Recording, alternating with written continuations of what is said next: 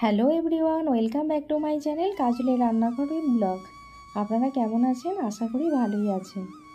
আজকে একদম একটা নতুন রেসিপি নিয়ে চলে এসেছি।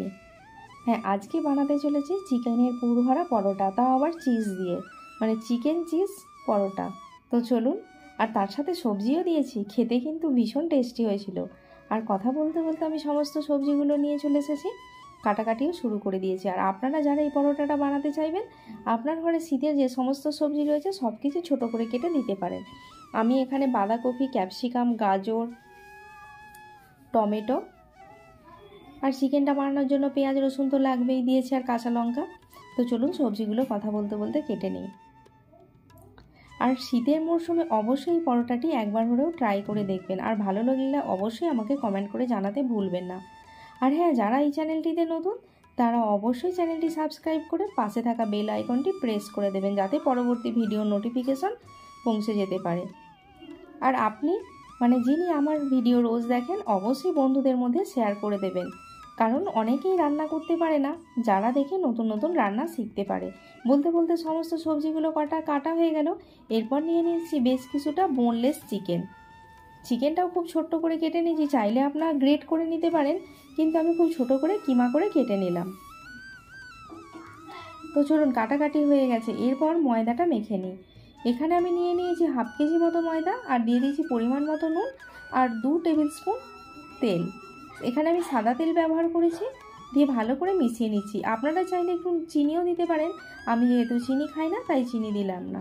এবার পরিমাণ মতো জল দিয়ে খুব শক্তও নয় আর খুব নরমও নয়, একটা মিডিয়াম ডো বানিয়ে নেবেন। আর এই ডোটা বানিয়ে তারপরে ওপর থেকে একটু তেল লাগিয়ে ওটাকে ঢাকা দিয়ে প্রায় 1.5 ঘন্টা মতো রেখে দেবেন। আমিও রেখে দিয়েছি। তারপরে কড়ার মধ্যে আমি সর্ষের তেল দিয়ে দিচ্ছি। আপনারা সাদা তেলও চাইলে দিতে পারেন, আমি আজকে সর্ষের তেল দিয়েই বানাচ্ছি। কথা বলতে বলতে তেলের মধ্যে দিয়ে দিচ্ছি পেঁয়াজের টুকরো, টমেটোর টুকরো আর কাঁচা লঙ্কা, আর দিয়ে দিচ্ছি অল্প একটু নুন, যাতে সবজিগুলো খুব তাড়াতাড়ি ভাজা হয়ে যায়, নরম হয়ে যায়।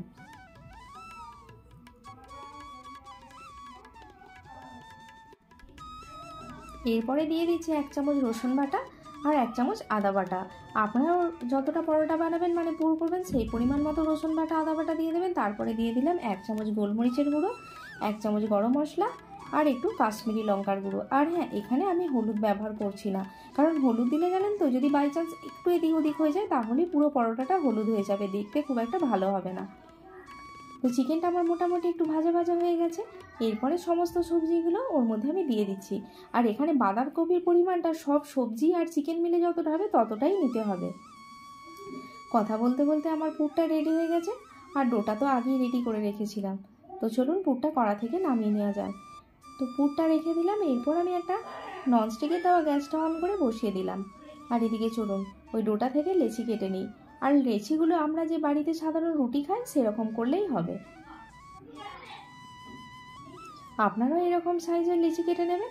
আর লেচিটার ওপর একটু তেল লাগিয়ে তারপর ময়দা বা আটা দিয়ে বেলে নিতে হবে। আর খুব পাতলা বেলতে হবে না, মিডিয়াম বেলবেন, রুটি থেকে একটু মোটা। কথা বলতে বলতে আমি বেলে নিচ্ছি।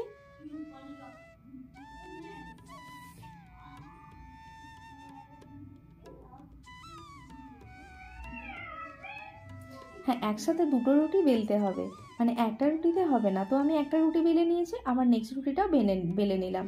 তারপরে যেটা করতে হবে, ওই যে পুরটা বানিয়ে রেখেছিলাম ওটা মাঝখানে দিয়ে ওর ওপর বেশ কিছুটা চিজ আপনি এরকমভাবে কেটে বা গ্রেট করেও দিতে পারেন। আমি কেটে দিচ্ছি, কারণ আমি চিজটা অনেকক্ষণ ফ্রিজ থেকে বের করে রেখেছিলাম, সেই জন্য চিজটা নরম হয়ে গেছে। আর দিয়ে দিচ্ছি বেশ কিছুটা টমেটো সস। এটা অপশনাল, আপনি দিতেও পারেন নাও পারেন।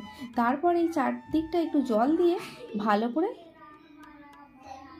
চারিদিকটা জল দিয়ে দেবেন। তারপরে ওপর থেকে আরও একটা রুটি ঢাকা দিয়ে দিন।